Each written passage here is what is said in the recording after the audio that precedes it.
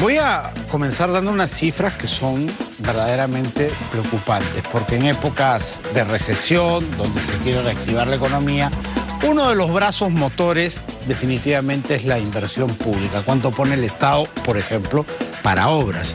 Y tenemos más de 2.000 obras públicas paralizadas. 2.298 para ser exacto con el número. Eso habla de que hay 26.992 millones, 26.992 millones, casi 27.000 millones en esas obras que están paralizadas, que no están entrando a la economía, y nos preguntamos ¿por qué? ¿Qué es lo que está pasando? ¿Qué es lo que está pasando? Porque en su mayoría las obras están en regiones, están en gobiernos locales y no se están ejecutando. El por qué se lo vamos a preguntar a Paulo Comitre, director de Sun Business Law, que está hoy con nosotros. ¿Cómo estás, Paulo? Hola, Juan Carlos, buenas tardes. ¿Se puede hacer algún diagnóstico de lo que está pasando? Más o menos. La idea que se me viene a la cabeza es mala gestión, ¿no? Sin duda. 76% de las obras paralizadas están paralizadas por controversias entre el ente público y el ente privado. Eso puede ser porque la documentación que justifica la obra no era la correcta, y se percata el ejecutor y dice, me voy a inventar, oiga señor, este edificio necesita más fierro y usted me ha enviado una especificación técnica con poco fierro y por lo tanto si yo construyo este edificio se va a caer, entonces no lo voy a construir, y se entra en una discusión. La otra puede ser que efectivamente el ente privado dice cómo lo va a hacer, ¿no? Le contratan y le dicen, hace el expediente técnico y luego la obra. Empieza a hacer la obra y el ente público dice, oiga señor, así no debía ser, ¿no? Y entonces entran en discrepancias. Incluso cuando hay este tipo de ejecuciones, hay una empresa que ejecuta, que ha ganado la licitación, y hay otra que también licita para controlar a ese ejecutor, correcto, ¿no es cierto? Correcto. Hay un supervisor o controller dentro de la obra, efectivamente. Entonces se presentan estos casos cada día más en este país y entonces la obra se paraliza. Y como bien has dicho, el problema es que no metemos 26.000 millones de soles a la economía, ¿no? Porque esos 26.000 millones de soles lo que generan es que se mueva un montón de cosas en ese sitio, ¿no? Entonces, claro, se dinamiza el consumo de cemento, mano de obra local, herramientas, entre otros, ¿no? Claro. Que hoy día no estamos introduciendo dentro de esa economía, que eventualmente tenemos zonas muy deprimidas, ¿no? En gobiernos locales tenemos más de 1.700 obras paralizadas, más de 7.000 millones que no se están invirtiendo. De ahí sigue el gobierno central, y también en reconstrucción con cambios, que justamente se planteó como un cambio a la forma tradicional y torpe en que se hacían las inversiones, pero parece que de cambio no tuvo nada tampoco, ¿no? No, y esto es mucho más grave, Juan Carlos, porque este es un informe que hace pública la Contraloría en diciembre, cuando todos creíamos que nos venía un niño fuerte, ¿no? Correcto. Entonces, en ese día, cuando más necesitábamos que Reconstrucción con Cambios asegure los puentes, asegure las carreteras, haga los embalses, los desfogues de los ríos para que no haya desbordes, en ese momento, en diciembre, 156 obras paralizadas. Más de 1.000 millones de soles. Más de 1.000 millones de soles que no han llegado a cumplir el objetivo. Entonces, acá tienes dos temas súper relevantes. Primero, que no estás metiendo 26.000 millones a la economía en momentos que lo necesitamos, porque los motores de la economía son tres: el consumo, que por suerte no se ha afectado mucho, la inversión privada, que está en los peores niveles de los últimos años. Recuerda que el 2022 la inversión privada fue idéntica a la del 2021, o sea, crecimiento cero. No es que haya sido cero, sino que fue la misma que el 2021, y sabemos que el 2021 estuvo afectado por la pandemia la mitad del año y lo que sea, o sea, la cosa fue terrible, pero el 23 ha sido 13% por debajo, ¿no? O sea, eso sí es grave. No fue igual que el 21, sino 13% por debajo, peor. Entonces tenemos ese motor parado, ¿no? Ni siquiera parado, jugándonos en contra, ¿no? De retro. el consumo haciendo lo que puede y el Estado, que debería estar comprometido con dinamizar la economía, paraliza obras, ¿no? O sea, están las obras paralizadas.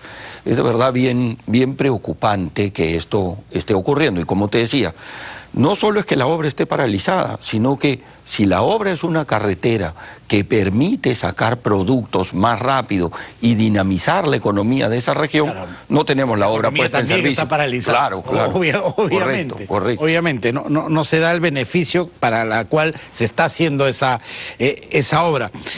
Esto básicamente, a tu juicio, ¿por qué? ¿Mala gestión? Sin duda. ¿Qué es lo que está pasando? Sin duda.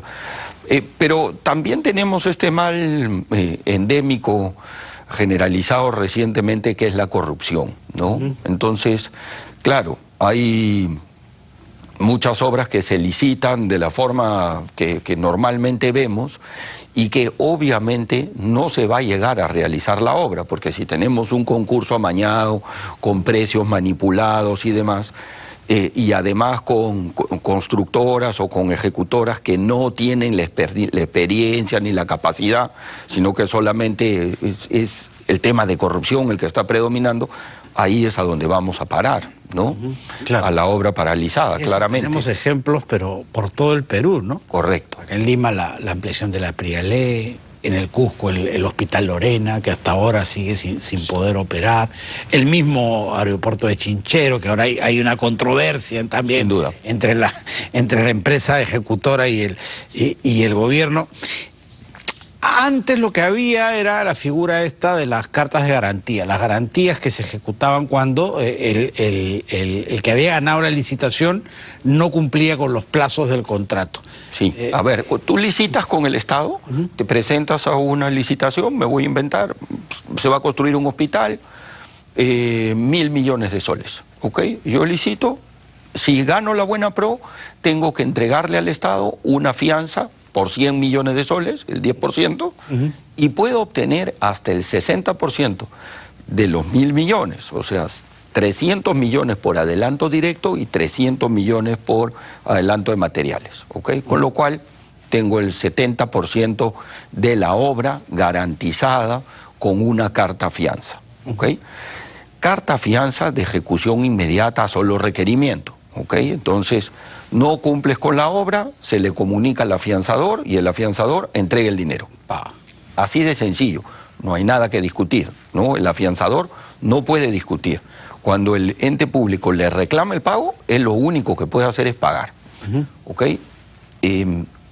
Pero en el 2016 descubrimos, hacia finales del 2016 y durante el 2017, descubrimos que los principales contratistas del Perú están involucrados en hechos de corrupción. De hecho, los llamaron el Club de la Construcción, ¿no? Un cártel. Claro, son más de 50 empresas y las empresas más importantes de este país. Ojo, tú hace un rato decías que contratabas a una empresa que ejecuta la obra y otra que la supervisa. Las supervisoras también estaban metidas en el asunto, ¿no? Claro, hasta las supervisoras. Entonces, claro, mientras que se discute esto, la banca hizo lo que tenía que hacer. Paró las líneas a todas estas empresas involucradas, ¿no? Entonces, para todas estas empresas es complicado conseguir carta fianza, líneas de financiamiento. Entonces, el Estado se dio cuenta de que ante esa situación no iba a poder desarrollar obras y tenía que encontrar la forma de sacarlas adelante. Lamentable, ¿no? Porque lo ideal hubiese sido que vinieran nuevos jugadores limpios, capaces, pero eso no ocurrió. Entonces, lo que hizo el Estado fue modificar la ley de contrataciones del Estado para permitir que los contratistas ya no entreguen cartafianzas, sino que constituyan fideicomisos. Y estos fideicomisos manejan la plata, ¿ok? Entonces, el Estado ahora desembolsa los recursos a un fiduciario, que es un ente supervisado, regulado por la Superintendencia de Banca y Seguros, y este fiduciario verifica que el dinero vaya a la obra, ¿ok? Correcto. En teoría, Juan Carlos, todas estas obras paralizadas que tienen fideicomiso tienen los recursos faltantes para terminar la obra congelados en el fideicomiso, ¿no? Y digo en teoría, porque el informe de la Contraloría no dice nada al respecto. Entonces sería bueno que en este momento, luego de 3 años de modificada la ley de contrataciones y adquisiciones del Estado, luego de más de 500 obras hechas con fideicomiso en los últimos años, sepamos si los fiduciarios han actuado correctamente y los recursos están en los fideicomisos o no.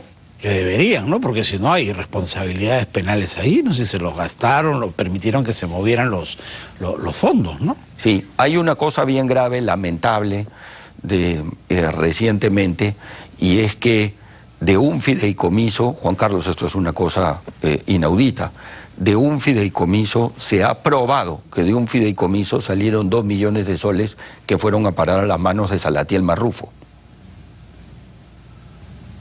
¿Y cómo así? ¿Cómo se autoriza eso? Se está investigando.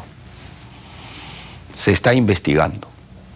Bueno, entonces ya no ofrecen garantía. Esperemos que la Contraloría pues haga su trabajo en estos entes, ¿no? Claro. Y verifique el correcto uso de los fondos.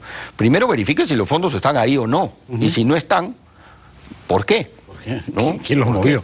Correcto.